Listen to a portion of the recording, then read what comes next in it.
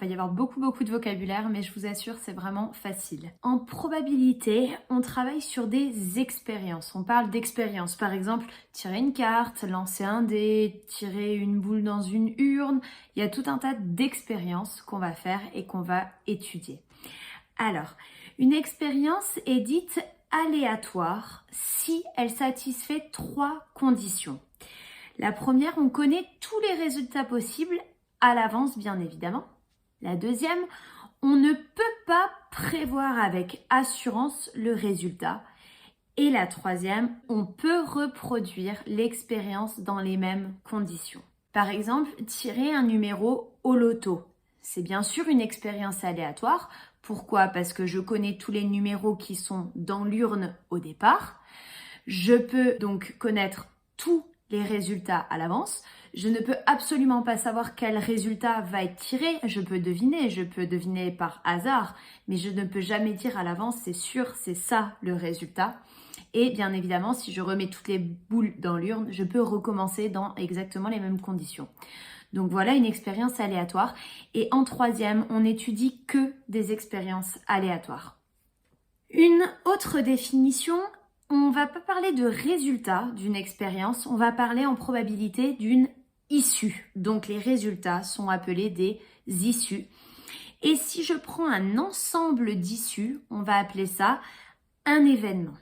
Alors, par exemple, si je considère l'expérience aléatoire, lancer un dé à 6 faces. Alors je précise 6 faces parce que je peux avoir des dés avec plus que 6 faces. Vous pouvez chercher ça sur internet si vous êtes un peu curieux. Pourquoi c'est une expérience aléatoire? Parce que je sais que les résultats possibles, les issues possibles, c'est 1, 2, 3, 4, 5, 6. Donc je connais les issues à l'avance. Je ne peux jamais savoir avant d'avoir lancé le dé quel résultat je vais faire.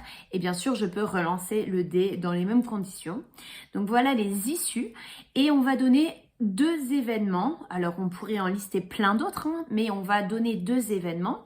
Un premier, ce serait par exemple obtenir 6, qu'on doit souvent faire dans les jeux et souvent qu'on a du mal d'ailleurs à faire dans les jeux. Et un deuxième événement, ça pourrait être par exemple obtenir un nombre pair. Donc je peux définir tout un tas d'événements. La probabilité d'un événement, ça va être une mesure qui va me donner la chance, entre guillemets, que j'ai d'avoir l'événement que je considère. Et pour la calculer, c'est très intuitif. Je vais compter le nombre de cas où ça se réalise et le nombre de cas total. Et je fais le rapport des deux, comme vous voyez, avec cette fraction. Alors, la probabilité, c'est un nombre qui est toujours compris entre 0 et 1. D'accord? Alors, je peux la donner sous forme d'un nombre décimal. Bien souvent, on va la donner sous forme d'une fraction d'ailleurs, parce que comme vous voyez, la formule amène une fraction. Et je peux transformer ça en pourcentage si je veux, sans aucun problème. Si je reprends l'exemple précédent et que je veux calculer la probabilité d'obtenir 6, ben ça arrive dans un seul cas. Et il y a 6 cas possibles, donc la probabilité, ça va être une chance sur 6. La probabilité de l'événement B, obtenir un nombre pair, eh ben, cette fois-ci, il faut que je liste les nombres pairs, donc j'ai 2, 4 et 6, ça me fait 3 possibilités, et il y a toujours 6 possibilités au total, donc ça me donne 3 chances sur 6. Bien sûr, je simplifie ma fraction, ça fait 1 sur 2, et si je veux, je l'écris sous forme d'écriture décimale, 0,5. Je peux même écrire que c'est du coup 50%. Donc, peu importe la forme sous laquelle je la donne, dans tous les cas, ça vaut 0,5. Je suis bien sur un nombre entre 0 et 1. Donc, aucun problème. On continue. Un événement impossible n'est réalisé par aucune issue. Et dans ce cas, sa probabilité vaut 0. Un événement certain, c'est pile le contraire, il est réalisé lui par toutes les issues et sa probabilité vaut 1. Alors, on va donner des exemples. Peut-être que vous pouvez mettre pause, essayer de trouver vous-même des exemples d'un événement impossible et d'un événement certain. Alors, si je prends les 2 événements suivants, obtenir 7 et obtenir un multiple de 1, toujours en lançant un dé, bien sûr à 6 faces.